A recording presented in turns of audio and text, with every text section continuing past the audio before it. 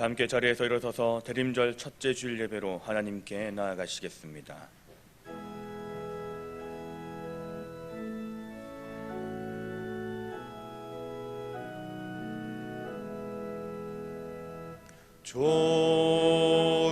좋으신 하나님, 좋으신 하나님, 참 좋으신 나의 하나님. 우리가 마음의 뿌림을 받아 악한 양심으로부터 벗어나고 몸은 맑은 물로 씻음을 받았으니 참 마음과 온전한 믿음으로 하나님께 나아가자. 하나님은 영이시니 예배하는 자가 영과 진리로 예배할지니라. 찬송과 경배를 받으시기에 합당하신 하나님 아버지, 죄인들을 구원하시려고 이 땅에 오신 예수님을 사모하며 대림절 첫 번째 주일 예배를 드립니다. 성령님께서 친히 이곳에 임하시어 예배하는 우리의 몸과 마음을 거룩하게 구별하여 주시고 저희가 드리는 찬송과 기도와 예물을 받아 주옵소서.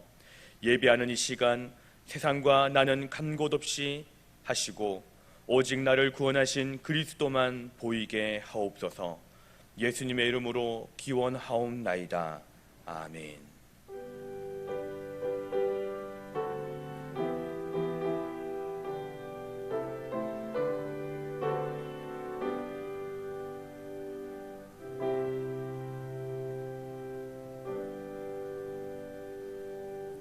다 함께 찬송가 102장을 부르시겠습니다.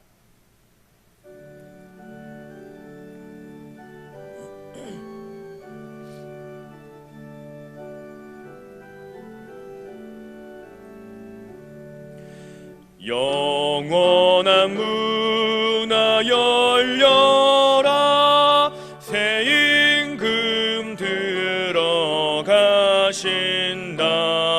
만왕의 왕이 오시니 만민의 구주시로다. 내 마음은 곧 열어라, 내 사사로운 일 그치고 그 나라 일 이루도록 주 계실 성전 삼으라. 오 나의 주 내 마음에 곧 뜻하 함께 계시며 그 큰 사랑을 베푸사 늘 동행하여 주소서.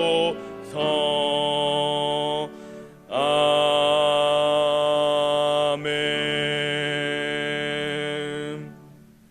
이 시간 지난 한 주간 동안 말씀대로 순종하지 못한 저를 돌아보며 참여의 기도를 드립니다. 주님, 다시 한 번 더 저희의 연약함을 주님 이 시간 고백하며 나아갑니다.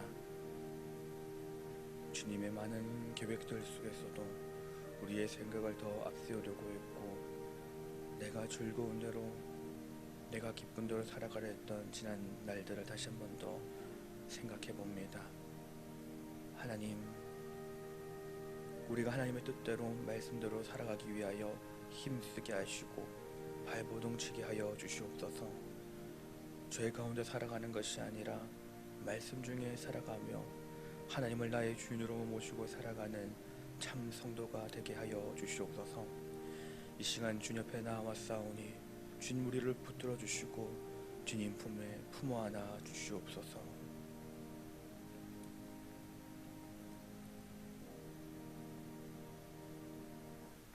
하나님께서는 자신의 죄를 진정으로 고백하는 자들에게 이렇게 말씀하십니다. 여호와께서 그의 앞으로 지나시며 선포하시되 여호와라 여호와라, 자비롭고 은혜롭고 노하기를 더디하고 인자와 진실이 많은 하나님이라.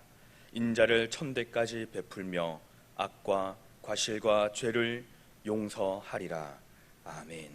다 함께 사도신경으로 우리의 신앙을 고백하시겠습니다. 나는 전능하신 아버지 하나님, 천지의 창조주를 믿습니다. 나는 그의 유일하신 아들, 우리 주 예수 그리스도를 믿습니다. 그는 성령으로 잉태되어 동정녀 마리아에게서 나시고 본디오 빌라도에게 고난을 받아 십자가에 못 박혀 죽으시고 장사된 지 사흘 만에 죽은 자 가운데서 다시 살아나셨으며 하늘에 오르시어 전능하신 아버지 하나님 우편에 앉아 계시다가 거기로부터 살아있는 자와 죽은 자를 심판하러 오십니다. 나는 성령을 믿으며 거룩한 공교회와 성도의 교제와 죄를 용서받는 것과 몸의 부활과 영생을 믿습니다. 아멘. 다 함께 자리에 앉으셔서 성시를 교독하시겠습니다. 성시는 교독문 34번 시편 81편입니다.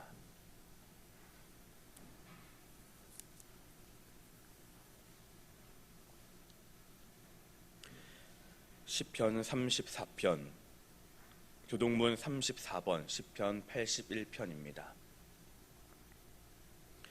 우리의 능력이 되시는 하나님을 향하여 기쁘게 노래하며 야곱의 하나님을 향하여 즐거이 소리칠지어다.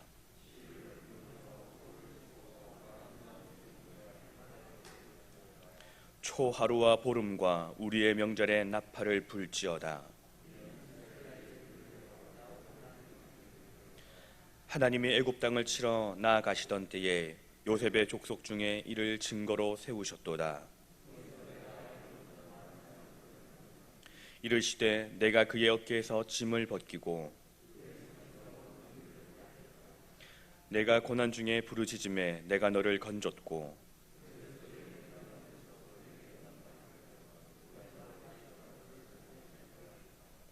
내 백성이여 들으라. 내가 내게 증언하리라.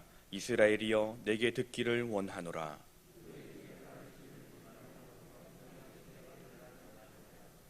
나는 너를 애굽 땅에서 인도하여 낸 여호와 내 하나님이니 내 입을 크게 열라. 내가 채우리라 하였으나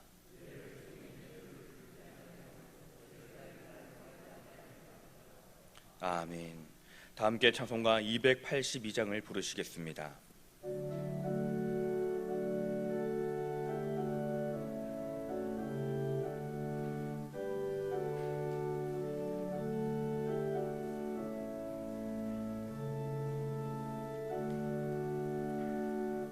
큰 죄에 빠진 날 위해 주 보혈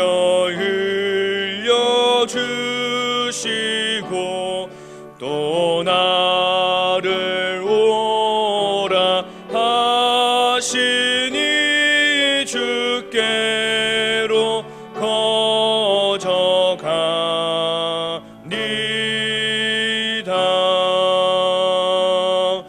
내 죄를 씻는 능력은 주 보혈밖에 없으니 정하게 되기 원하여 주께로 거저갑니다.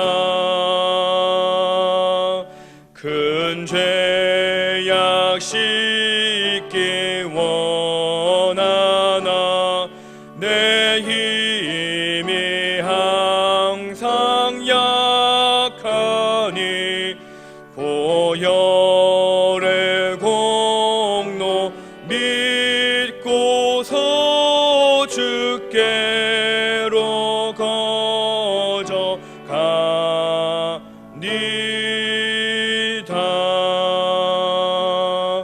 내 죄가 심히 무거워 구하여 줄이 없으니 내 의심 떨쳐 버리고 주께로 거저가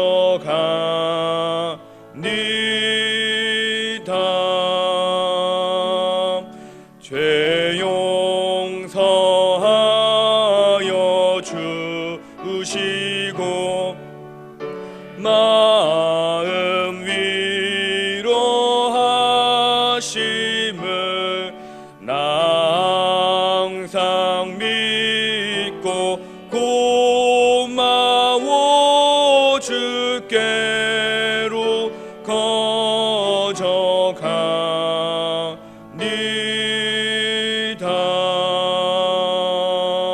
주 예수 베푼 사랑이 한없이 크고 넓으니 내 뜻을 모두 버리고 주께로 거저가니다.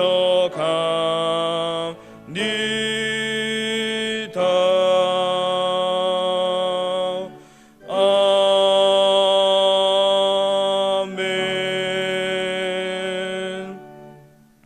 이 시간 기도하실 때에 이재찬 집사님께서 기도 인도하시겠습니다.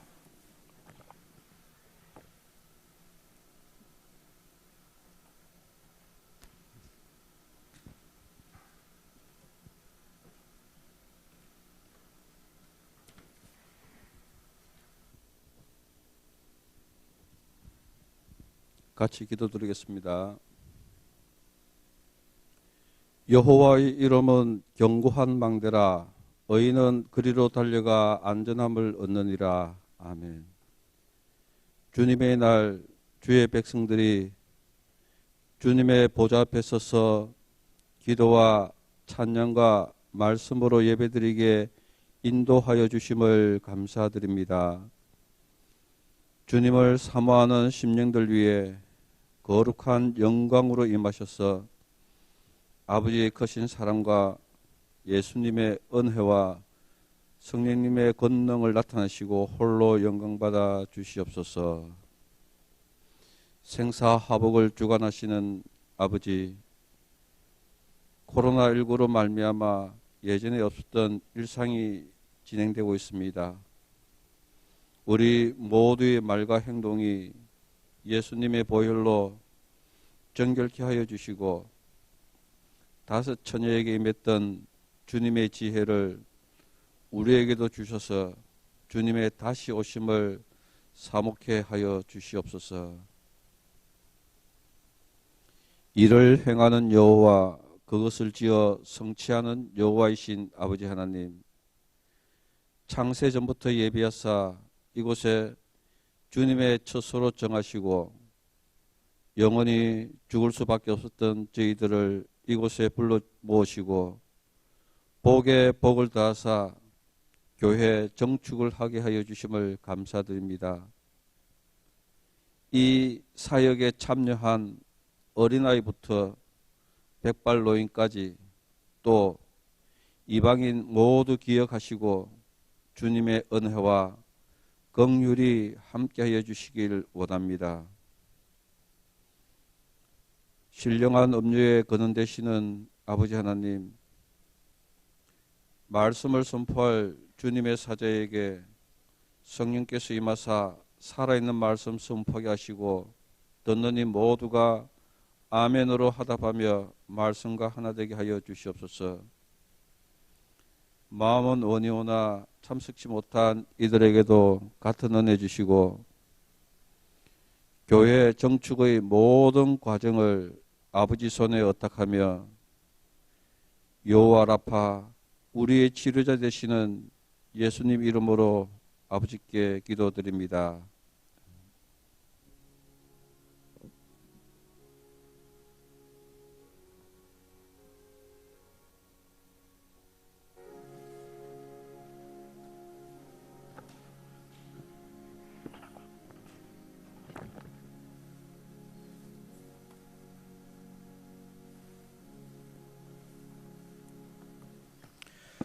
이 시간 우리에게 주시는 하나님의 말씀은 이사야와 베드로후서 두 곳입니다. 먼저 이사야 64장 1절에서 2절까지의 말씀을 봉독해 드리겠습니다. 이사야 64장 1절에서 2절, 구약성경 1045쪽입니다. 이사야 64장 1절에서 2절까지의 말씀 봉독해 드리겠습니다. 원하건대 주는 하늘을 가르고 강림하시고 주 앞에서 산들이 진동하기를, 불이 섭을 사르며 불이 물을 끓임 같게 하사 주의 원수들이 주의 이름을 알게 하시며 이방 나라들로 주 앞에서 떨게 하옵소서. 아멘. 베드로후서 1장 1절에서 3절까지의 말씀입니다. 신약성경 384쪽입니다. 베드로후서 1장 1절에서 3절까지의 말씀 봉독해 드리겠습니다. 예수 그리스도의 종이며 사도인 시몬 베드로는 우리 하나님과 구주 예수 그리스도의 의를 힘입어 동일하게 보배로운 믿음을 우리와 함께 받은 자들에게 편지하노니, 하나님과 우리 주 예수를 알므로 은혜와 평강이 너희에게 더욱 많을지어다. 그의 신기한 능력으로 생명과 경건에 속한 모든 것을 우리에게 주셨으니 이는 자기의 영광과 덕으로서 우리를 부르신 이를 알므로 말미암음이라. 아멘. 이 시간 담임 목사님께서 생명과 경건에 이르는 사람들이라는 제목으로 말씀 선포하실 때 큰 은혜 받으시기 바랍니다.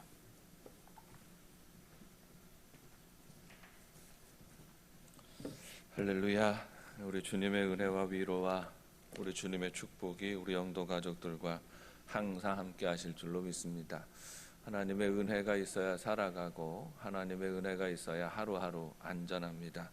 우리 주님께서 우리 영도의 가족들은 꼭 붙잡아 주시어서 우리 주님의 손잡고 주님의 평강을 날마다 맛보고 누리는 우리 영도 가족들이 되시기를 바랍니다.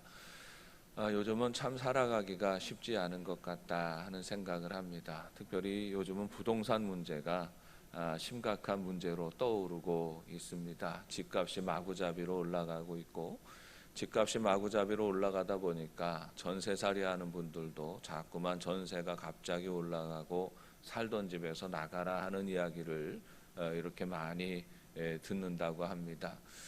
그로 인하여서 이 집살이하는 이사하는 문제가 생기고 거주하는 문제가 전국에서 문제가 터져 나오고 있습니다.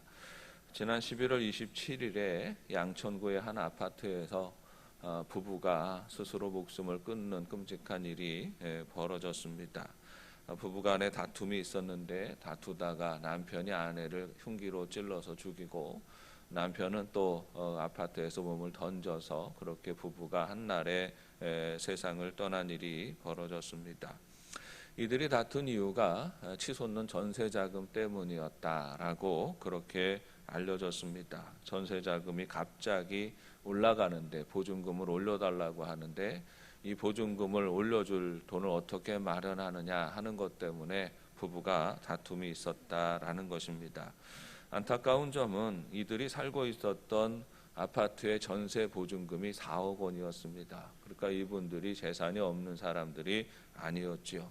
그리고 이분들은 경기도에 또 아파트를 소유하고 있는 사람입니다. 자기들의 아파트가 있고, 그리고 서울 시내에 살아가면서 거기 직장이나 뭐 생활 기반이 있으니까 거기서 살아가면서 전세살이를 하던 분이었어요. 이 두 부부가 둘 다 전문 직종의 종사자들입니다. 수입도 적지 않았던 그런 사람들이었습니다. 그런데 물질로 인한 다툼 때문에 모두가 다 죽는 이 결정을 내리게 되는 것입니다.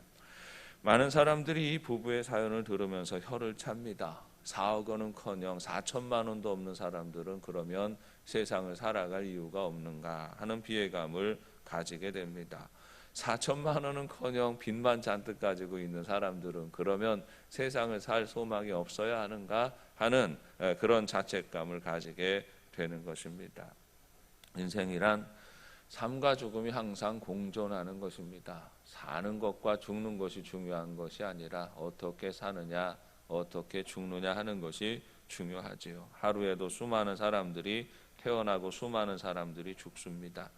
살고 죽는 것은 신생아나 사망자의 문제가 아니라 살아있는 모든 사람들에게도 그대로 적용이 되어지는 것입니다. 어떤 사람들은 끊임없이 죽어가는 인생을 살아갑니다. 죽음의 권세에 매어서 불안과 절망에서 벗어나지 못하고 살아가고, 어떤 사람은 끊임없이 새로운 삶을 누리는 인생을 살기도 하는 것입니다. 어떤 사람은 살아있어도 죽어있는 것만도 못한 인생이 되기도 하지만, 어떤 사람은 죽어서도 생명의 역사를 증거하며 살기도 하는 것입니다.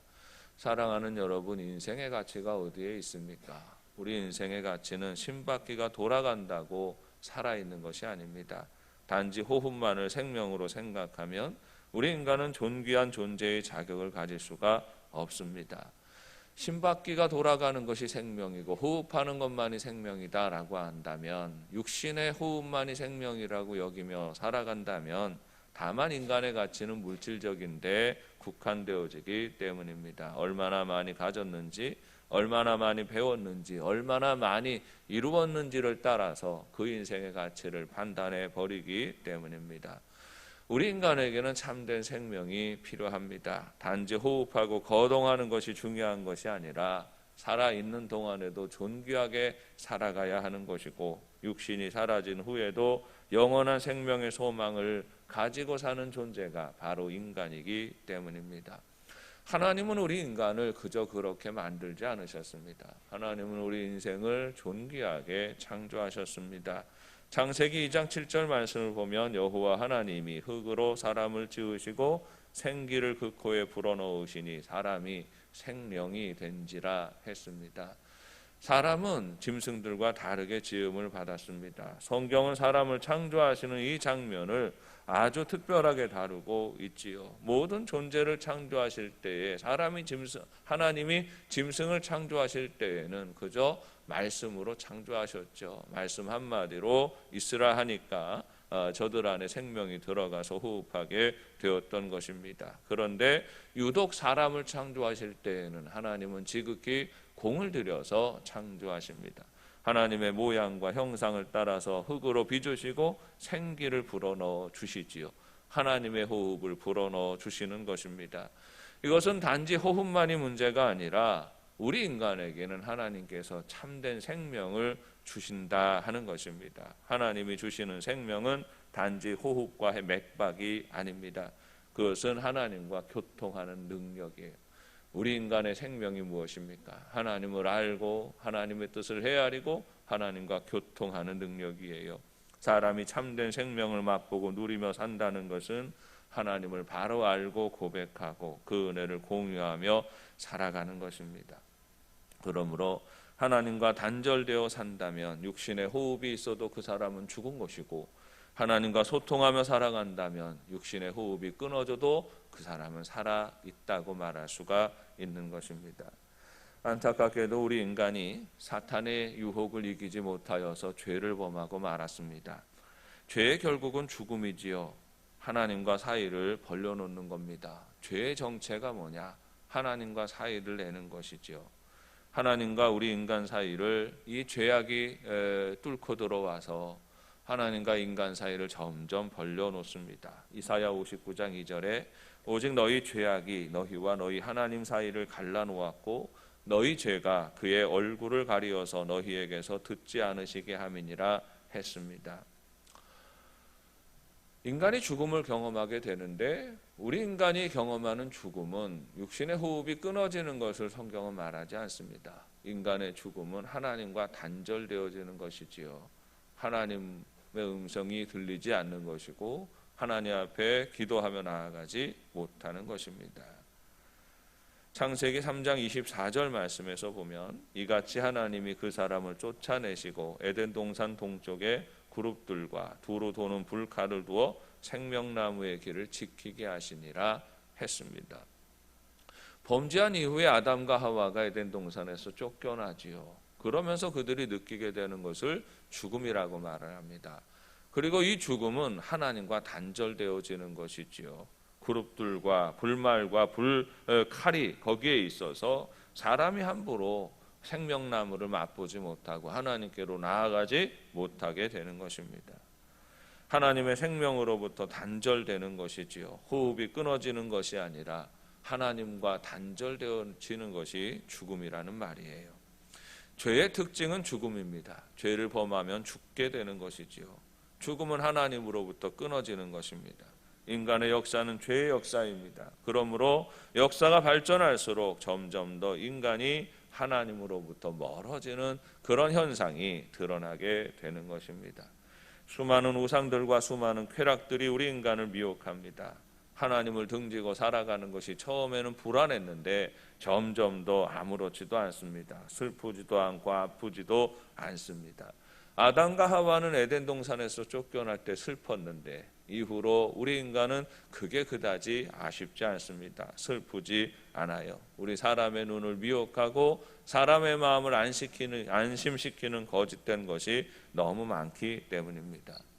어린아이가 엄마 손을 붙잡고 놀이동산에 갔습니다. 엄마의 보호를 받으면서 재미나게 놀다가 어느 순간 아이가 엄마 손을 놓아버렸습니다. 처음에는 불안하고 걱정이 되었지요. 엄마 손을 놓쳤으니 얼마나 불안하고 걱정이 되겠습니까?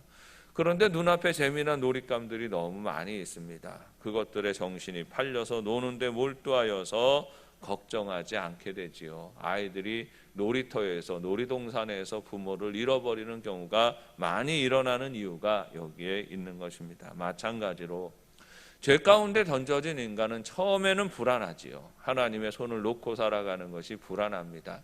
어린 시절부터 교회 학교 다니고 우리 하나님의 말씀을 배운 아이들이 조금 머리가 컸다고 대학생이 되었다고 이제 자기가 스스로 살아가는 존재가 되었다고 교회도 안 나오고 하나님 믿는 삶에서 스스로 떠나서 이런 생활을 해보세요. 처음에는 불안하고 야 내가 이렇게 살아서 되겠나 하는 이런 마음과 염려가 사실 살짝 생기지만 그러나 조금 지나면 그것도 다 잊어버리게 되는 겁니다. 왜냐하면 세상에 재밌는 게 많으니까 세상에 즐거운 게 많으니까 거기에서 정신이 팔려버리게 되는 것이죠. 하나님 없어도 마음대로 잘 살 수 있다고 생각하게 됩니다. 그래서 현대사회의 특징이 무엇입니까? 하나님이 필요 없다고 외치게 되는 것이지요.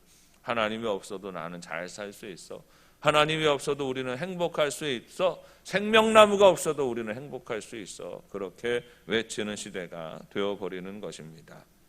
그런데 여러분, 이게 말이 되는 소리입니까? 우리 인간이 하나님을 떠나서 마음대로 행복하게 살 수 있다는 것이 말이 되는 소리입니까? 인간은 하나님을 떠나서 살아갈 수가 없는 존재입니다. 어린아이가 엄마 손을 놓고 길거리에 던져지며 잠시 동안은 마음껏 놀고 하고 싶은 대로 살 수 있는 것 같아 보이지만 그 어린아이는 결국 불행해지는 것입니다. 마찬가지로 우리 인간이 하나님의 손을 놓으면 잠시 동안은 눈앞의 즐거움에 정신이 팔려서 행복해 보이지만 결국 우리 인간은 모두 불행해지는 것입니다. 완전히 불행해지고 완전히 절망하는 죽음으로 던져지게 되는 것입니다. 여러분 그렇지 않습니까? 하나님 없이 살아가는 인생의 결국은 뻔합니다. 부자도 불행해지고 가난한 자도 불행해집니다. 많이 배운 자도 죽고 적게 배운 자도 죽습니다. 인기 있는 자도 죽습니다. 인간이 하나님의 손을 놓는 바로 그 순간 인간은 생명의 끈을 놓고 죽음에 붙들린 채 살아가기 때문입니다. 그런데 여러분, 아이가 엄마 손을 놓고 마음대로 살아갈 때에 그리고 고생하고 아프고 불안하고 염려할 때에 잠시 헤어지고 잠시 떨어질 때가 있지요. 그때 누가 찾습니까? 어린아이가 길 잃은 미아가 엄마를 다시 찾아가는 경우는 없습니다. 아이가 손을 놓고 떠나갔어도 곧이어 엄마가 아이를 찾게 되지요. 엄마가 아이를 찾아 헤맵니다. 미아 보호소를 찾아서 신고를 하고 방송을 하고 그리고 엄마는 온 놀이동산을 뒤지고 다닙니다. 온 동네를 뒤지고 다닙니다. 그리고 기어이 그 아이를 찾아내게 되는 것이지요. 인간이 하나님 손을 잡고 살아야 하는데 인간이 세상 재미에 눈이 팔려서 하나님의 손을 놓아 버렸습니다. 내버려 두니까 하나님으로부터 점점 더 멀어집니다. 인간이 다시 하나님께로 돌아갈 방법이 없습니다. 스스로 하나님을 되찾을 방법이 없는 것이지요. 인간은 그런 능력이 없습니다. 그러나 다행스러운 것은 하나님이 인간을 찾으십니다. 인간은 하나님의 형상대로 그 마음과 정성과 사랑을 담아서 창조한 존재이기 때문에 인간이 하나님을 찾습니다. 엄마는 아이를 찾습니다. 왜냐하면 그 엄마가 살과 피를 나누어서 만든 존재이기 때문에 그 아이를 놓을 수가 없어서, 그 아이를 포기할 수가 없어서 엄마는, 아빠는 그 아이를 찾아 헤매이고 기어이 찾아내게 되는 겁니다. 마찬가지로 하나님이 하나님의 형상과 하나님의 모양대로 우리 인간을 창조하셨기 때문에 비록 죄 가운데 던져지고 죄 가운데 고생하고 죄 가운데 죽어가는 그 인생들이지만 포기할 수가 없어서 하나님은 우리 인간을 찾아 헤매시고 우리 인간을 찾아오시는 것입니다. 범죄한 아담이 숨었어요. 어디로 숨으면 좋을까 해서 숨었습니다. 하나님은 눈에 안 보일 것 같아서 숨었어요. 그때 에덴 동산에서 하나님이 아담을 찾으시죠. 아담아, 네가 어디 있느냐? 아담아, 네가 어디 있느냐? 아담은 인간이라는 말입니다. 인간아, 네가 어디 있느냐? 사람아, 네가 어디 있느냐? 내 아들아, 내 딸아, 너희는 어디 있느냐? 하나님은 줄곧 우리 인생을 찾으시는 하나님이십니다. 인간의 몸을 입으시고 가장 험악한 십자가의 자리에까지 하나님이 찾아오십니다. 예수님은 잃어버린 영혼을 찾아오시는 하나님이십니다. 흔히들 많은 사람들이 쉽게 의문을 제기합니다. 왜 하나님이 인간이 되시는데 그렇게 초라한 모습으로 오셔야 하는 것입니까? 왜 예수님은 마구간에 태어나셔야 합니까? 왜 예수님은 흉악한 범죄자들이 달리는 십자가에 매달려 죽으셔야 합니까? 왜이겠습니까? 바로 거기에 하나님의 손을 놓아버린 죄인들이 있기 때문입니다. 우리 인간들이 거기에서 살고 있기 때문이에요. 우리 인간들이 거기서 허덕이고 있기 때문입니다. 다시 생명을 주시기 위해 예수님이 우리 가운데 찾아오신 것입니다. 그러므로 누구든지 찾아오신 그 예수님을 영접하고 고백하는 사람들에게는 다시 생명의 역사가 일어납니다. 하나님의 손을 놓는 순간 죽음의 권세에 던져졌는데 예수 그리스도를 통하여 다시 하나님을 찾는 순간 그 사람 안에는 다시 생명의 역사가 일어나는 것입니다. 예수님이 함께 십자가에 못 박힌 그 우편의 강도에게 이렇게 말씀하시죠. 오늘 내가 나와 함께 낙원에 있으리라. 오늘 내가 나의 생명을 맛보고 누리리라 말씀하십니다. 죽음을 눈앞에 두고 있는 강도에게도 다시 영생의 소망을 주시는 것입니다. 육신에 살고 죽는 것을 넘어서서 하나님과 다시 소통하고 하나님의 은혜를 체험하는 기쁨을 주시는 것입니다. 예수님은 바로 이 일을 위해 이 세상에 오신 것입니다.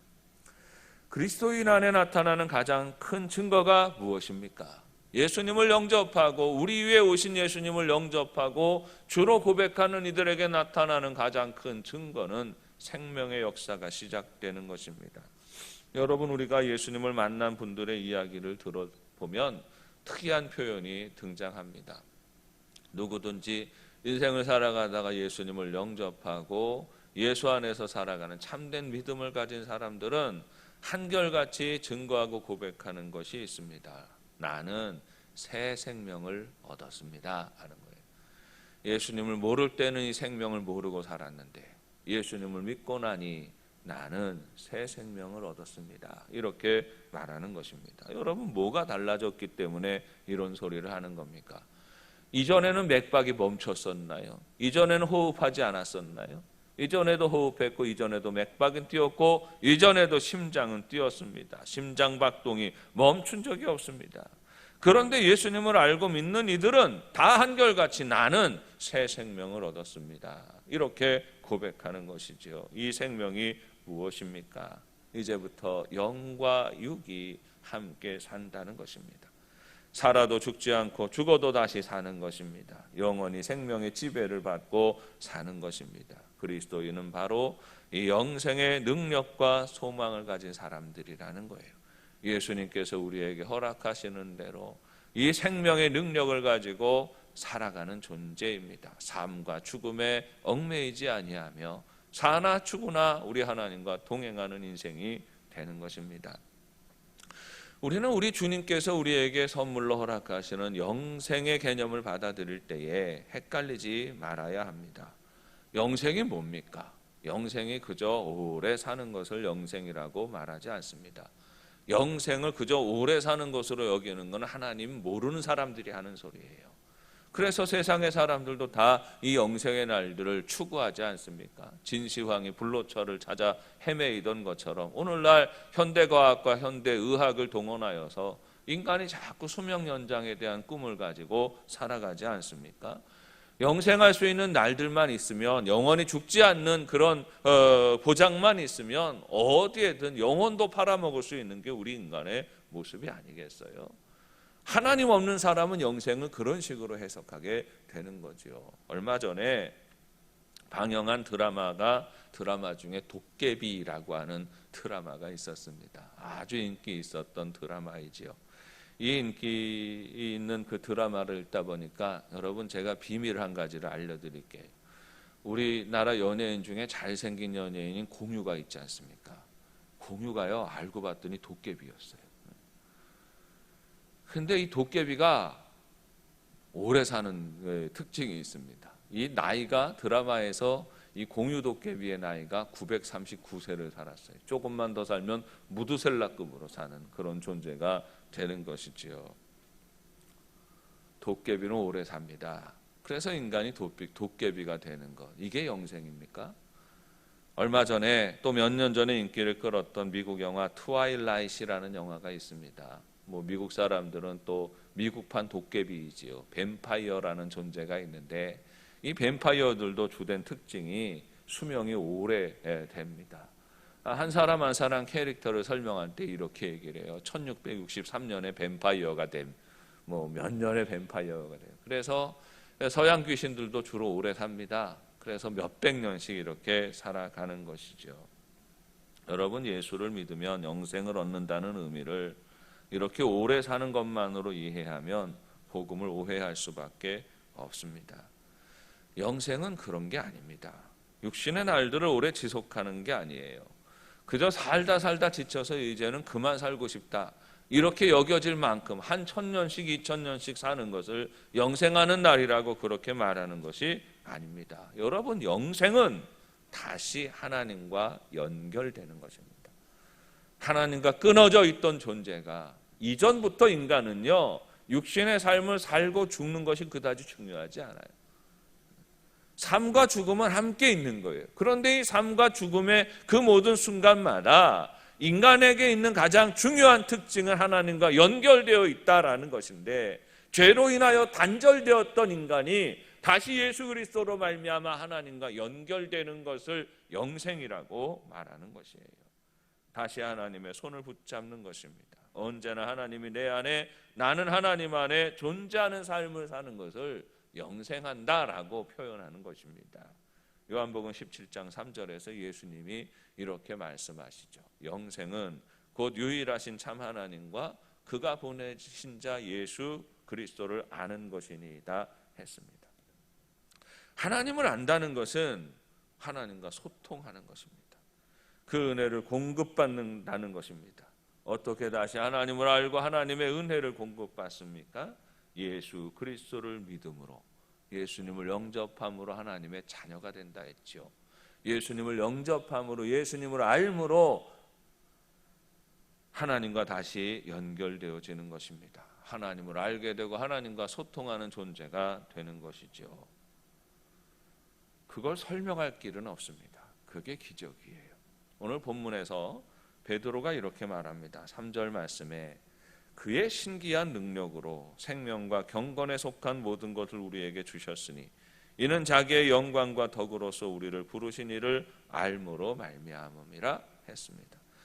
예수님을 고백함으로 예수님이 우리에게 생명과 경건에 속한 것을 우리에게 알게 하셨는데, 이게 무엇으로 연결됩니까? 우리를 부르신 이를 알므로 말미암음이니라. 하나님을 아는 것이 예수님이 우리에게 주시는 생명으로 설명하고 있는 것입니다. 복음은 신비예요. 이게 도대체 왜 그러냐 설명할 수가 없어요. 그럼 다만 예수 그리스도를 믿는 사람들은 알지요. 예수님을 믿는 사람들, 예수님을 영접하는 사람들은 압니다. 예수님을 고백하니 내 마음이 변하고, 예수님을 고백하니 내 삶이 변하고, 예수님을 고백하니 불안과 염려와 죽음의 두려움에 사로잡혀 살던 내 삶이 예수님을 고백하니 다시 생명과 소망으로 충만한 삶으로 변화되어진다는 것, 믿는 사람만 아는 거죠. 이상하지요. 왜 그러냐고 과학적으로 설명할 수 있는 것이 아니에요. 그래서 그의 신기한 능력이라고 말하는, 신비라고 말하는 것, 믿음은 신비입니다. 그저 예수님을 믿음으로 영접하고 나의 주 나의 하나님으로 고백할 때에 하나님이 내 마음을 바꾸시고 내 삶을 바꾸시는 것입니다. 이해할 수 없고 분석할 수 없는 일이지만 하나님의 생명의 역사가 믿는 이들에게 일어나는 것입니다. 예수님을 영접하면 우리의 마음과 삶 가운데 설명할 수 없는 놀라운 생명의 변화가 시작이 되어지는 것이죠. 어떤 마을에 끔찍한 일이 벌어졌습니다. 그 지역에 독극물을 다루는 공장이 하나 있었는데 이 공장에서 큰 폭발이 일어났습니다. 그래서 공장뿐 아니라 그 마을도 사람이 살 수 없는 그런 지경이 되어버렸습니다. 그 마을의 논에서는 벼가 자라지 못하고 그 마을의 밭에서는 곡식들이 자라지 못합니다. 그 마을 전체가 다 폐허가 되어지고 독극물에 오염이 되어서 풀 한 포기도 자라지 못하는 그런 곳이 폐허가 되어버렸습니다. 여러분, 우리 인간이 죄를 짓고 산다는 건 마치 이런 상태가 되는 것이죠. 하나님이 우리 마음 가운데 생명을 주셨어요. 하나님의 성품으로 채워주시고 하나님의 거룩한 그런 성품과 그런 기쁨으로 우리 삶 가운데, 우리 마음 가운데 충만히 채워주셨는데 어느 날 우리 마음 가운데, 우리의 심령 가운데 죄의 폭발이 일어남으로 말미암아 우리 인간의 마음이 황폐해지는 것이죠. 우리 인간의 삶이 황폐해지는 것입니다. 하나님의 속성이 드러나지 않고 악한 마귀의 속성이 드러납니다. 생명의 역사가 드러나지 않고 죽음의 역사만 드러나는 거죠. 미워하고 증오하고 판단하고 원망하고 불평하고 분쟁하고 끊임없이 싸워야 되는 것이 인간의 역사가 되어버리는 것입니다. 인간의 마음서부터 폐허가 되었고 인간의 삶이 폐허가 되었기 때문이에요. 우리 인간의 마음이 점점 더 강팍해집니다. 절망하고 미움과 비난과 폭력과 거짓이 지배하게 됩니다. 죄를 범한 인간의 마음에는 사랑이 자라지 못합니다. 소망이 자라지 못합니다. 온유와 겸손이 있지 못합니다. 진실함이 자리 잡지 못합니다. 온갖 거짓되고 더러운 것들만 가득하고 충만한 것입니다. 그런데 그렇게 강팍하고 완고한 인간이 예수님을 영접하면 새로운 생명이 시작이 되는 것이지요. 그 폐허 같은 인간의 마음에 꽃이 핍니다. 사랑과 소망과 기쁨과 감사의 열매가 자라기 시작하는 것입니다. 하나님의 생명이 그곳에 공급되어지니까, 오염된 그곳에 하나님의 생명이 공급되어지니까 그 생명의 기운이 무르익게 되고 사랑이 꽃을 피우고 소망이 꽃을 피우고 감사가 꽃을 피우고 진실함의 꽃을 피우는 그런 인생이 되어지는 것입니다. 여러분, 우리의 심령 안에 일어나는 이 변화가 기적이지요. 예수님이 우리에게 나타내시는 신기한 인격적인 능력입니다. 예수님 안에서 우리는 회복을 경험합니다. 다시 하나님을 부르고 예배하기 시작합니다.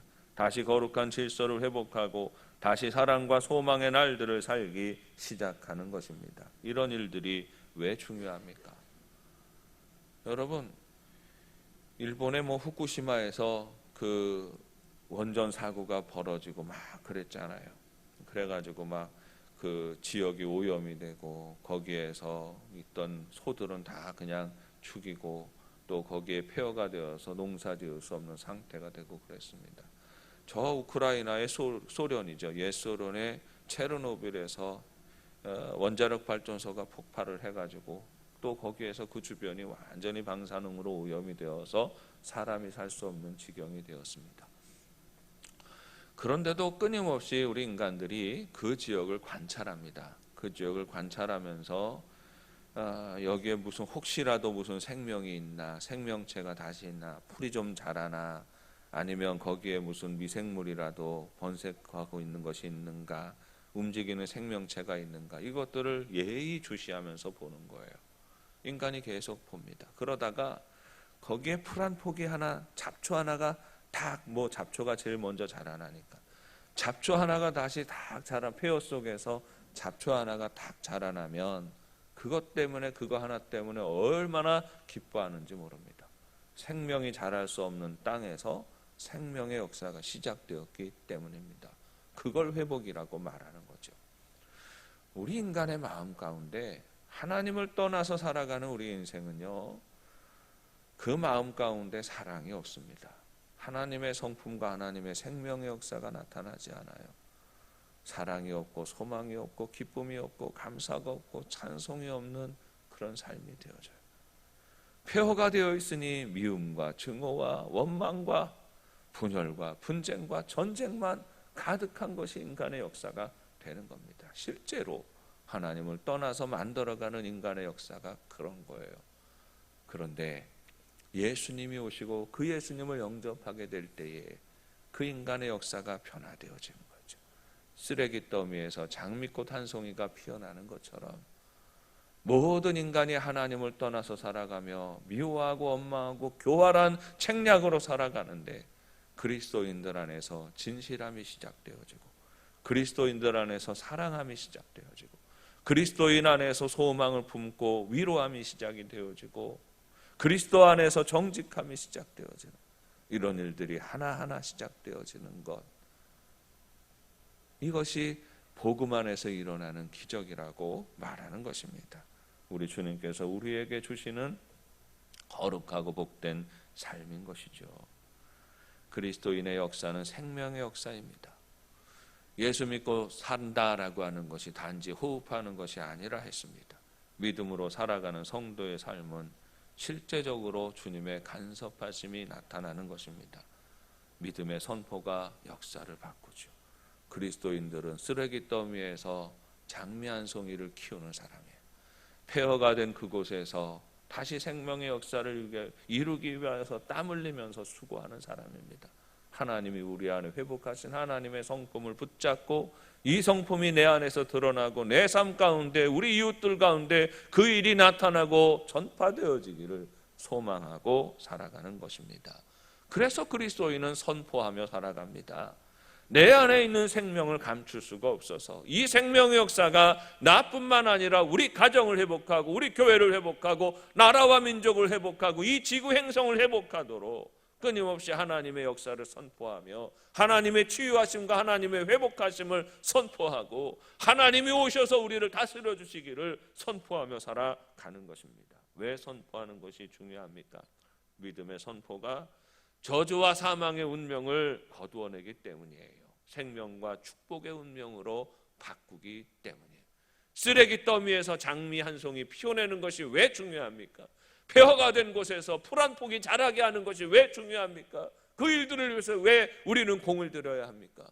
그것이 생명의 역사이고 하나님은 폐허가 된 땅을 바꾸기를 원하시기 때문이에요. 우리는 그 일들을 위하여 부르심을 받은 사람들입니다. 다시 이사야의 시대로 돌아갑니다. 절망의 시대에 이사야는 하나님의 약속을 받습니다. 그 소망을 다시 품습니다.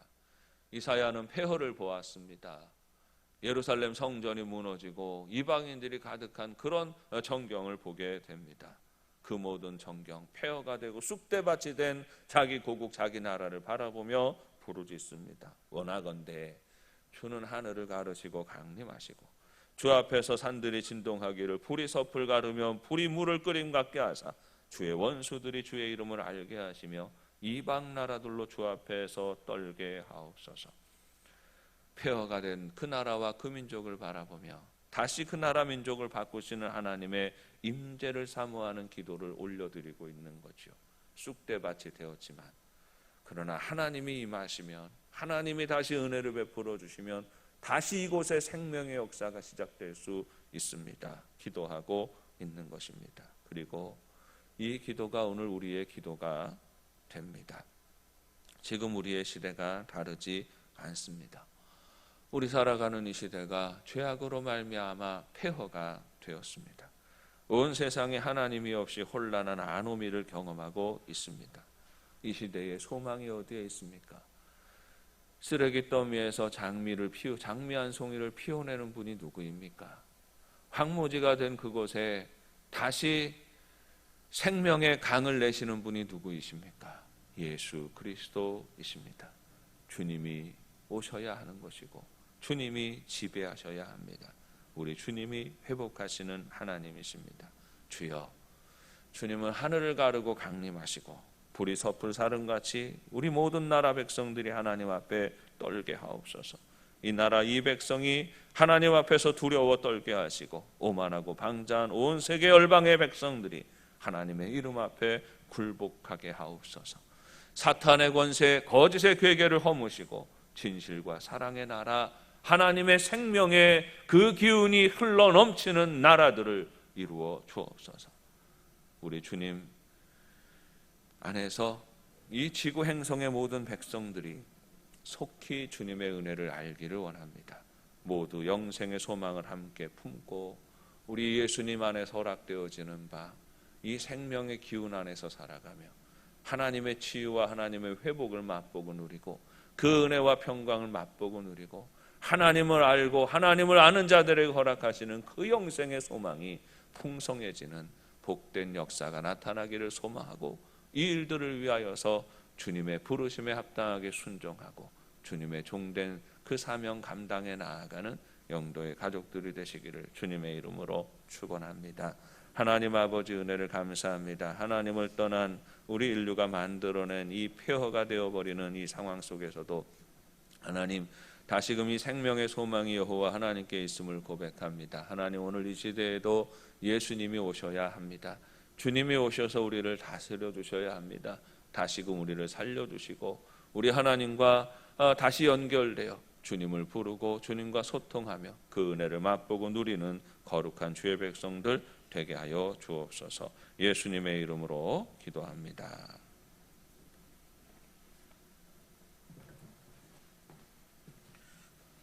다 함께 찬송가 488장을 부르시며 준비하신 예물을 봉헌하시겠습니다.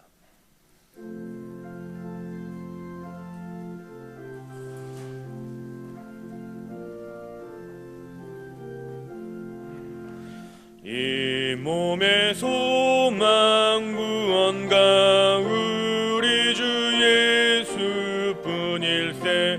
우리 주 예수 밖에는 믿으리 아주 없도다. 주 나의 반석이시니 그 위에 내가 서리라. 그 위에 내가 서리라. 무섭게 바람 부는 바 물결이 높이 설렐 때 우리 주 크신 은혜에 소망에 닻을 주리라. 주 나의 반석이시니 그 위에 내가 서리라. 그 위에 내가 서리라.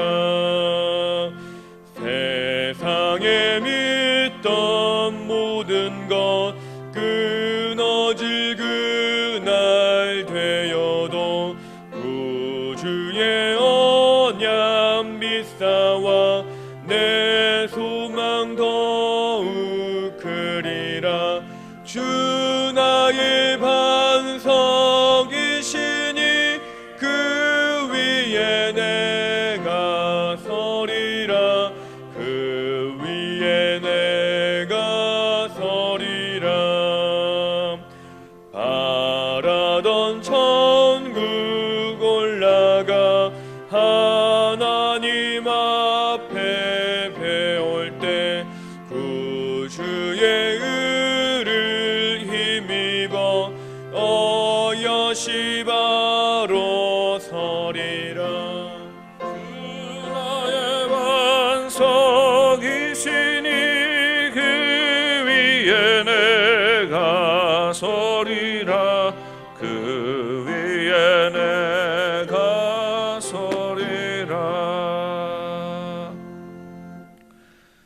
찬양 받으시기에 합당하신 하나님께 모든 영광을 올려드립니다. 주님만 홀로 영광 받으시옵소서. 우리를 사랑하시고 구원하시고자 하셨던 아버지, 저희들에게 지혜를 주셔서 아버지 하나님을 더 깊이 알게 하시고 예수님이 지신 그 십자가는 곧 생명임을 기억하게 하옵소서. 육신만 살아서 움직이는 것 아니라 생명의 존재가 되게 하시고 내 안에 늘 예수님 머물러 계시고 주님을 고백하며 살게 하옵소서. 무너지고 쓰러져가는 시대 속에서도 참 생명이 무엇인지 알게 하시고 참된 경건에 이르는 삶이 되게 하여 주옵소서. 이 시간 주님의 것을 구별하여 예물을 드립니다. 드리는 손길마다 주님의 은혜와 위로와 축복이 넘치게 하옵소서. 믿음의 가정마다 복 주셔서 평강과 기쁨이 충만하게 하옵소서. 부부간에 더욱 정이 깊어지게 하시고 한마음과 믿음으로 열심을 다하여 주님을 사랑하게 하시며 사랑하는 자녀들의 길이 늘 예수님 고백하며 부모의 대를 이어서 우리 하나님과 동행하는 날들 되게 하옵소서. 믿음의 기업을 통하여 물질의 복이 풍성하게 하시고 지금도 육신의 질고 중에 있는 이들은 주님 친히 찾아가 주시어서 보혈의 손으로 어루만져 고쳐 주옵소서. 바다를 항해하는 선원 가족들을 지켜주시고 오늘도 타향에서 또 자리 잡기 위해서 애쓰는 우리 자녀들 늘 주님과 동행하며 주님 평강하게 하옵소서. 주님의 몸된 영도교회 더욱 거룩하게 하시고 항상 성령님이 운행하시고 다스리시는 교회 되게 하옵소서. 이곳에 생명수 샘 근원이 마르지 않게 하시고 주님의 교회를 통하여 이 땅 가운데 생명 구원의 역사가 날마다 나타나게 하옵소서. 우리의 생명이 되시는 예수님의 이름으로 기도드립니다.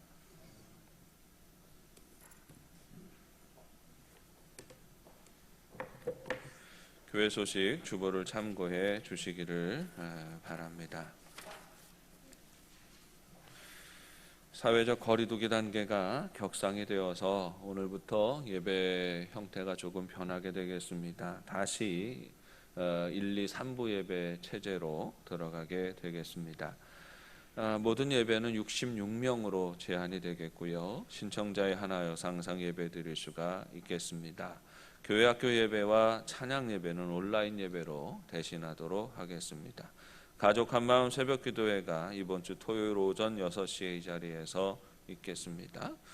3부 예배 후에 당회 모이겠습니다. 예산안 심의를 위한 당회에 모이겠고요.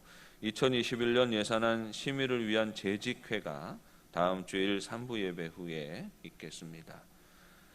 제2차 성경 천독운동 라인현 집사님, 변원옥 권사님, 박정혜 집사님, 이목단 권사님 보고하셔서 48독재 진행이 됩니다. 12월 봉헌위원 명단 확인하시고 기도하며 준비해 주시기를 바라고, 교회 학교를 위해서 늘 기도해 주시고 잘 모이지 못하고 예배하지 못하여서 염려가 많이 됩니다만 그러나 성령께서 우리 아이들 다 지켜주시고 견고한 믿음 위에 세워주시기를 기도합니다. 이번에 시험 치는 우리 아이들이 있습니다. 명단 보시고 또 기도하며 격려해 주시고 또 잘 준비하여서 후회함이 없이 시험에 임하도록 위해서 중보하시고 축복해 주시기를 바랍니다. 우리 교회 사랑 나눔 또 해외 선교지 현장 보시면서 이름을 다 실어 놓은 데는 부르짖어 기도하라 하는 그런 의미가 있지요. 열심히 기도해 주시고 중보해 주시기를 바랍니다. 건축 헌금 내역들은 계속해서 업데이트 되는 대로 올라가고 있습니다. 어려운 시절이지요. 정말 어려운 시절이지만 우리 교회 온 성도들이 교회를 사랑하는 마음이 참 크다 하는 것을 매주마다 느낍니다. 또 열심히 참여해 주셔서 감사하고 귀하게 잘 사용하여서 또 우리 은혜강 건축이 또 순적하고 아름답게 마무리되도록 그렇게 진행하도록 하겠습니다. 우리 인사 나누시겠습니다. 주 안에서 참 생명을 누리며 삽시다. 주 안에서 참 생명을 전하며 삽시다. 사랑하는 여러분, 우리 주님께서 우리에게 주신 역사는 생명의 역사입니다. 하나님은 우리에게 생명을 주셨습니다. 생명은 다른 것이 아니라 하나님을 아는 것입니다. 하나님의 성품을 우리 삶 가운데 나타내고 드러나는 것입니다. 살든지 죽든지 우리 하나님의 말씀과 그 계획을 붙잡고 살아가는 것이지요. 우리 영도의 가족들이 살아가는 모든 자리에서 하나님의 생명을 나타내고 드러내고 선포하는 복 있는 삶이 되시기를 주님의 이름으로 축복합니다. 다 함께 자리에서 일어나셔서 파송의 노래 함께 부르십니다.